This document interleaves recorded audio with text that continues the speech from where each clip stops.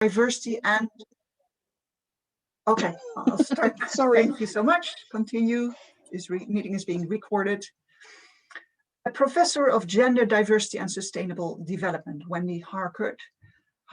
She works nowadays at the International Institute of Social Studies of the Erasmus University in The Hague. And I'm really happy and wonderful that she could be here, as she is a very renowned scholar who's published a lot, books, edited books, won prizes with it, published a huge number of articles about these topics. So very happy that she could be here and willing to speak to us about this theme. So Wendy, if you could maybe share your screen with us, and then we can all listen to your lecture.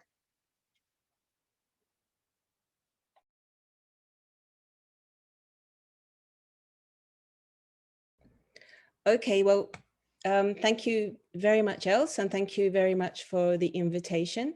And to everybody, happy International Women's Day. It's a pleasure to be here with you. So let me first start with a confession. I was very surprised when I saw the poster for the talk. As you can see, it's an image of a giant half-naked woman upside down.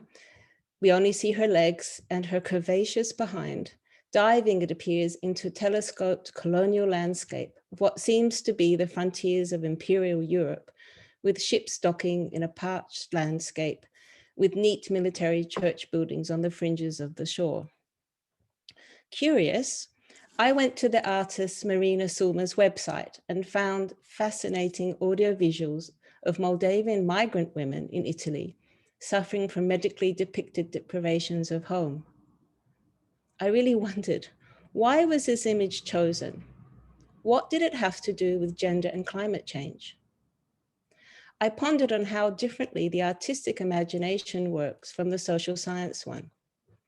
So just let me leave you there with those questions, and I'll come back to those at the end of the talk. When I was asked to speak to gender dimensions in climate change, I said yes, knowing I could share with you the insights of recent work and discussions in my network of feminist political ecologists. Feminist political ecology analyzes gender as a central social category that shapes cultural, social, natural relations. Feminist political ecology looks at gender in interrelated power relations with a focus on how agency, knowledge, and politics shapes the environment. And it is from feminist political ecology that I have learned how gender dimensions of climate change are about more than women's specific vulnerability to floods or loss of resources or rising seas, though of course such gendered vulnerability is there. I recall in the 1990s and 2000s, the very popularized images of women as the victims of climate change. Indonesian women being swept away due to their inability to swim, or because, it was stated, their clothing entangled them in trees. Images of widows struggling to find ways to earn their livelihoods as they are stigmatized further as desertification creeps and spreads in sub-Saharan Africa. The turmoil of Pacific women and their families and communities being displaced by rising oceans, forced to migrate, losing their natural and cultural landscapes. And more recently, the horrific images of climate-caused wildfires in Australia and California. All those tragedies, these tragedies are real, but they do not make up the full picture when we speak about gender and climate change. They do not help us to understand the historical, social, and economic power relations that have led to the vulnerability experienced by the racialized, poor, and marginalized women. Such descriptions do not help us to understand why these women, why these places, why this form of vulnerability. And for me, most importantly, such flat descriptions of suffering do not help us to understand how to bring about change.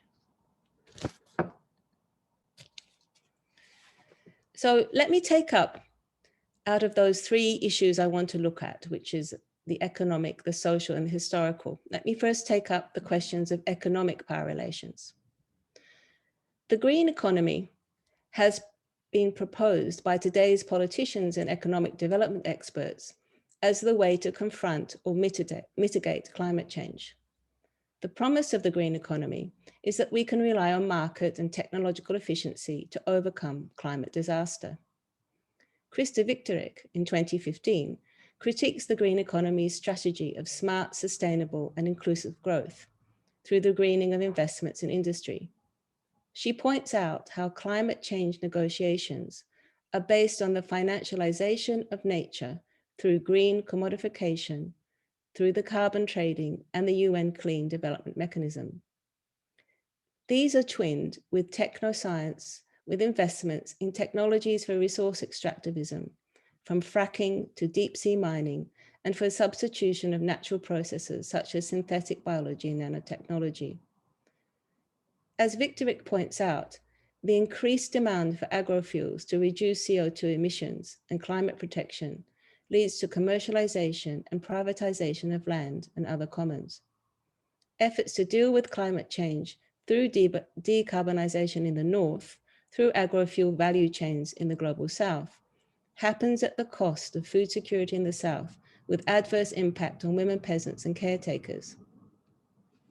The global north, corporates and global consumer classes get access to resources, bio and genetic diversity of the global south, and uses its potential as a carbon sink.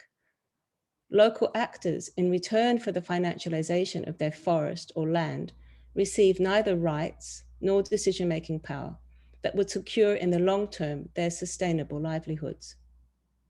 Economically marginalized women are targeted as part of the green growth as flexible labor providing ecotourism, as customers of microfinance for green innovations and green technology, as well as in microinsurance for drought and other natural calamities. Their work is framed as entrepreneurial, as resource managers and caretakers of the environment. In this narrative, economically marginalized women are depicted as players in the greening of the global economy. But as Giovanna Di Chiro in 2019 has underlined, such responses to climate change ignore power relations and inequalities based not only on gender, but also on race, ethnicity, class, and physical ability. While the green economy narrative speaks of including women from the global south, it does so blind to gender power relations in the context of gender inequalities. So let's go further in understanding gender and climate change by looking at social power relations. Here we go beyond the green economy logic and look at climate and gender and climate in relation to care economy, local livelihoods, sufficiency and subsistence, non-expert knowledge, commons, and the rights of nature. What is key here is that the neoliberal green economy ignores the fact that care work is required to maintain everyday life in all societies. Care work, while always there, is too often taken for granted. Relations of care constitute the material and physical processes that sustain ecosystems and human and more than human living worlds. As Maria Puig de la Bella Casa in 2017 shows, a refocus on care asks us to change our views on virtually everything, of ontology, epistemology, ethics, and politics. On one level, care is a deeply gendered and time-consuming activity performed to support the bodily, emotional, and relational integrity of humans and more than human beings. But in a more profound sense, care is an ethical and political concept that recognizes that care is everything we do to maintain, continue, and repair our world. In this deeper vision of care, to value care is to recognize our mutual interdependency and our need for sustainable and flourishing relations, not merely survivalist or instrumentalist ones. In order to address the economic problems that have led to climate change, a caring economy is needed, one that is embedded in the principles of cooperation, sharing, reciprocity, and intersectional environmental justice. Instead of greening the economy, we need to be sustaining livelihoods to ensure nutrition, ecological balance, clean water, secure housing, gender equality, meaningful approaches to all forms of labor. So let's now, having looked at the histories and the social issues, look at the historical, learning from a decolonial feminist perspective. In this, I am speaking and learning and continue to learn from decolonial feminist scholars, Olivia Rutazabwa, Rosalba Ikasa, and Kapana Wilson, who I recently heard in a cost action decolonializing development roundtable. From them, I realize we need to recognize that climate change points to something radically wrong in our way of living. Climate change points to deep and fundamental problems with the way we organize our lives based on the destruction of natures and cultures. We need to understand how and why we continue to imagine technocratic, economically driven processes which have led to this catastrophic situation can help us. In going deep into the reasons why, we cannot ignore the past and the impact of neoliberal capitalism and modern development. Climate change has been driven by colonial extraction of labor and knowledge of the global South. The Green Revolution, in the name of fighting climate, is perpetuating the idea that the only knowledge that counts is Western techno-economic led development. Other, i.e. non-Western lands, labor and knowledge are perceived as empty, plunderable, and scientifically ignorant. The peoples require aid and technical support. They need to be included in Western knowledge and economies. These are deeply colonial and racialized relations. This Western-centric, hegemonic, patriarchal, and white imaginary of the world erases other ways of knowledges and ways of living with nature. What is considered legitimate knowledge and ways of living are very narrow, Eurocentric, and exclusionary.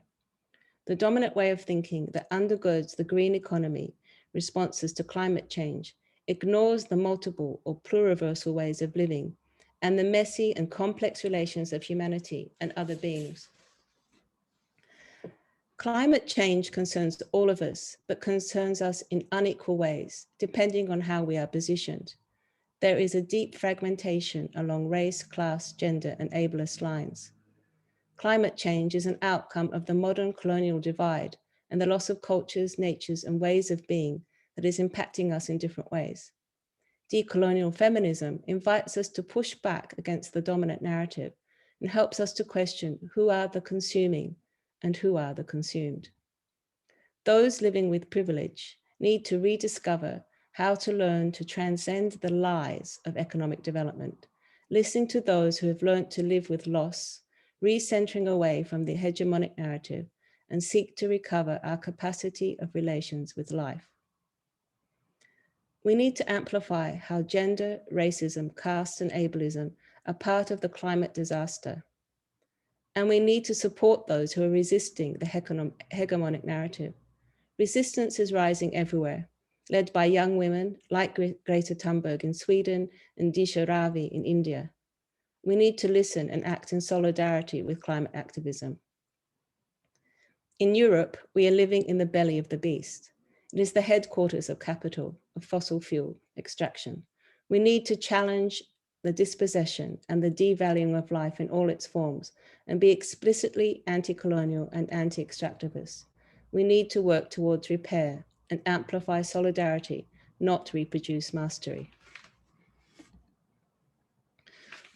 So how do we do this work towards repair and how do we amplify solidarity? Changing our ways of thinking, our desires, habits, and ways of being with others requires new relations of care. It is our common responsibility to care, which is the political and substantive work we need to do as people concerned with overcoming intersectional oppressions that have arising from disaster capitalism and have led to the destruction of our earth. Bringing care to the table allows for the disruption of gender injustices and colonial continuities that shape patriarchal capitalist society nature relations. Valuing care exposes the deep gendered injustices, particularly for communities exposed and displaced by climate change and environmental destruction in the global South. As Giovanna Di Chiro in 2019 proposes, revaluing care means caring for climate, caring for earth, caring for people. This should be at the center of economic value, not at the margins.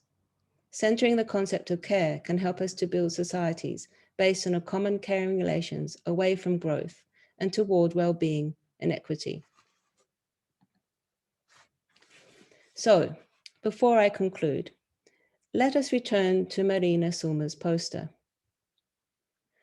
We need to go beyond the mainstream discourse that climate change can be addressed through smart technology, the green economy, and universal agreements such as the Sustainable Development Goals. Not only because it perpetuates lies about development and erases histories and cultures, but also because, as Donna Haraway in 2016 states, it saps our capacity for imagining and caring for other worlds and for recuperating pasts, presents, and futures. Reflecting on the poster, I would say it is crucial that science is in conversation with art in order to understand the deeper implications of the profound impact Eurocentric, racialized colonial capitalism has on our lives. Climate change points to how we are living the loss of histories and cultural meanings. The image by Marina Sulmer invites us to see graphically how gender relations are embedded in colonial histories that continue to erase marginal women's bodies, voices, and knowledge. The image is not one of care, but of violence. Throughout this talk, I have shown you images of women's art from Brazil and Chile. These embroideries, or aparelhas, are sewn collectively by peasant women about the impact of modern development and dams on their lives. A modern development that flooded their homes, dislocated their families and cultures. I learned about the aparelhas from Brazilian scholar Tamarara Zuzanski, who works with these women in the People's Movement Against Dams. Her study focuses on what these embroideries tell us about everyday resistances of these women who have been invisible and marginal to the global and national discussions of development, which have rationalized the harnessing of nature for humanity's needs, destroying people's lives in the name of progress. These are small resistances that speak to our imagination and to the possibilities of transition, as we learn to listen to polarity of women's experience of climate from a position of radical hope. Thank you for listening.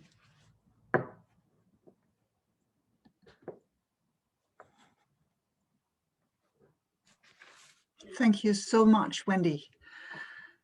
And I think before we go on, we first start with listening some more to Irene Dankelman, who was a professor of gender and environment. Now she's, I don't know how to pronounce it in English, but emeritus, and still an activist, I would say. So let's turn to Irene Dankelman to hear her response and to Wendy. Thank you very much. I'm going to try to share my my screen. Do you see my screen now? Yes, okay. Thank you so much for giving me the opportunity to react to my dear colleague Wendy, whom I've known, we just found out already more than, I think, 30 years. And for her very inspiring talk and presentation, and including her slides. I'm not an emeritus professor, by the way. I've never made it up to a professorship, but that was because I was working all the time part-time and trying to work in the field on gender and environment issues. I'm an ecologist by background, but by that entrance, I've been able to look into these issues. And I've left. I worked at the Radboud University, by the way, so close by home again. And with that ecological background, I am sharing again that climate change is such a major and alarming issue, like our meteorological agency last week again put on the news. It's something which is a crisis which is larger than any other, but which is not recognized as much as we should. And as it is here, as I completely agree with Wendy, a harsh reflection, a reflection of history, of economic, social, and political inequalities and power relations. So in climate change, we can read the past, the present, and the globe. And that means that we need to take concrete actions. And in order to do so, we need to take them as with agency, with knowledge and politics, as Wendy also was mentioning. My first step I've identified very shortly, because I don't have much time, but 7 steps. And the first one is, of course, that we need people and women and men to develop and promote such a feminist environmental, I still call it an economy, but it should work towards a feminist political ecology. And in that context, it's really interesting to see how a major coalition of feminists in the US and also in the UK are working on translating or revising and transforming the Green New Deals, which the countries have developed, into feminist, really feminist and inclusive New Deals. That's happened already in the US, in the UK. I know that there are many other countries also in the global south where this process is on its way. So I think that's something we have to follow closely and contribute if possible. Also, there are groups like Women Engaged in a Common Future and the Gaga project of both ends, which are really looking into, for example, the European Green Deal and how we can make it transformative as much as possible. And then, of course, we need all these advocates. And you also mentioned it, Wendy, that there is hope in the fact that more and more people are increasing their voices, are letting their concerns know, but also are helping to translate their concerns into new visions and to new practices. Over the past decades, and I've done this work now for more than, I think, for 40 years or something, I've seen protests and campaigns coming up worldwide, but they are growing and growing, and more young people are keeping us accountable. Young people with innovation and creativity, and in that they build hope, and we have to join them, and I come back to that later. Wendy pointed to the numerous protests and acts of daily resistance.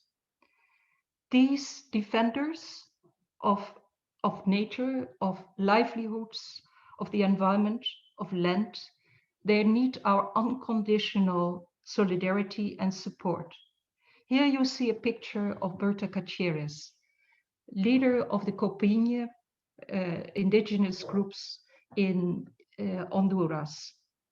She was murdered exactly 5 years ago because of her protests and that of her fellow people against the construction of a hydro dam in the sacred Pagualque River of the Lenca people in Honduras. Hydroelectricity against people. Unfortunately, she was not the last victim and the last person who was threatened by violent attacks, by arrests and death threats. Since the climate conference in Paris in 2015, each week 4 people are killed because of their environmental activism. And the organization, the global organization, Global Witness says, women who stand up for their rights to land and a healthy environment face also specific threats on top of those faced by men. Smear campaigns often focus on their private lives with explicit and sexual content. Sexual violence, much of which is underreported, is also used as a tactic to silence women defenders. And women who do gain leadership positions are often stigmatized for going against traditional gender roles. So here is an area which we really have to look closely to and give our support to. Then there are lessons, many lessons to learn from what's happening around us and what's happening within our own organizations and groups. Wendy pointed already to the exploitative and colonial behavior and the discrimination which goes hand in hand with that. I personally was very shocked to see this message from Vanessa Nakate. She is an activist, a young activist from Uganda, and she has organized many young people in Africa against climate injustices and for environmental justice. And she was present with fellow persons from other regions at the World Economic Forum last year in Davos. You see what happened. The Associated Press used not the original picture, which was down, but they used the picture, or they actually erased her from the picture above. Vanessa says, you didn't just erase a picture, you erased a continent, but I'm stronger than ever. And I think that these young women, older women, men, indigenous groups really need to be recognized and be valued for their knowledge, etc. Then, of course, we're talking at the International Women's Day here at the Radboud University, and there are other universities and places represented. I think that there's still a lot to do in our academia and educational institutions to unpack and reconstruct the systems in which we live. As an ecologist, I often use the DIPSER model, but together with Yoyita Gupta from the Amsterdam University, we tried to look into the power imbalances and social inequalities which are part of that process. And those kinds of holistic ways of looking towards reality and also understanding the future through diverse knowledge systems is something we can work on. You already mentioned it, Wendy, the fact that climate action could go very wrong for people and could increase inequalities. So my sixth step is that we have to really make sure and to ensure also in our own buildings, in our own universities, in our own actions, that any climate action,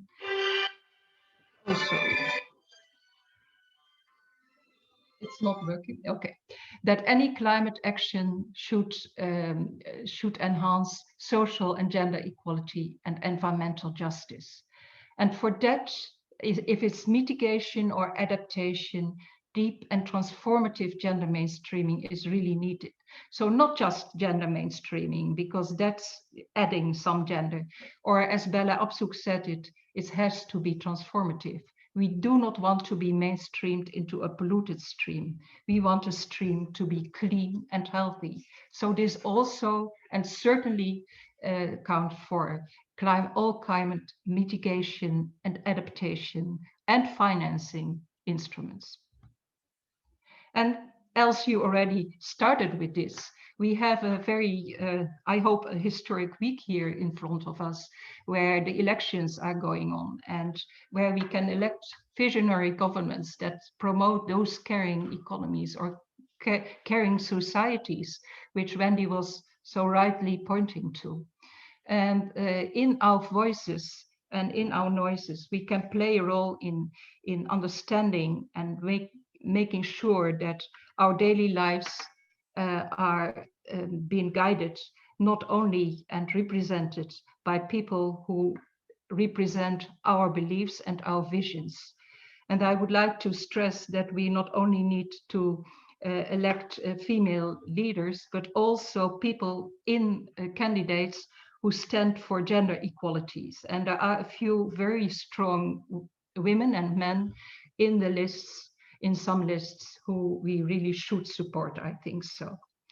And with that, I think let's raise our voices. Let's not keep quiet and not forget that this is just a moment, one day. No, it should be all around us. We should have our voices being heard, like we are doing next week or next Sunday at the Climate Alarm, which also will happen at the Valkhof Museum, Valkhof Park here in Nijmegen, and where we hope to raise, and in many cities in the country where we will raise the alarm, and we will make sure that we are being heard and that our beliefs are being represented. Thank you very much.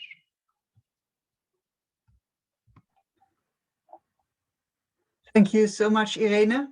And my apologies for wrongly attributing a professorship to you. I think that is a big wrong done to you, actually, that you weren't made one. But let's not go into that one now, right now. So I think everybody was really kind of completely raptured by the lectures of the two of you. And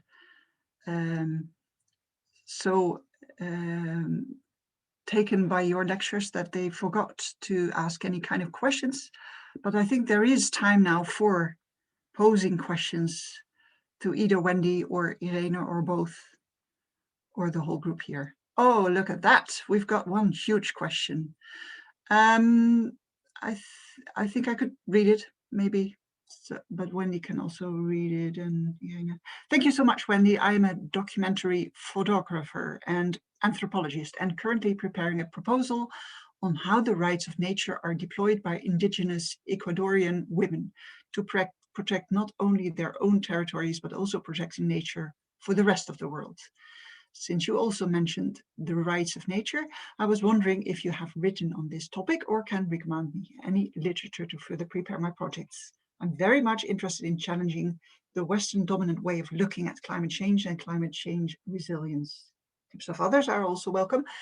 And I think this might be interesting for others to have an answer to this, to see where you can go more in depth in literature if interested to read more about your talk.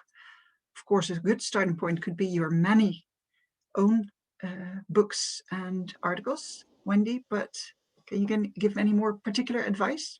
Yeah, no, thank you. That's a great question. And I think it's exactly the way in which I've been trying to suggest in my talk as well, is that learning from Indigenous Ecuadorian women, but also learning from more than human others. I think that's a very important thing. I have actually written about this, a blog. I can share that with one of my now postdocs who's from Ecuador. And we were looking at the impact of climate for Indigenous peoples. I think she possibly could even be here if she wants to come in, Jackie Gabor. But for me, these are important issues in the sense that it's not only literature, but I think actually looking at what art teaches us. And for me, I also wanted to mention that I'm involved in a exhibition that's coming up in October in Arnhem, the museum there, and they're going to be looking at climate change, looking at art and what that teaches us about climate change, for example.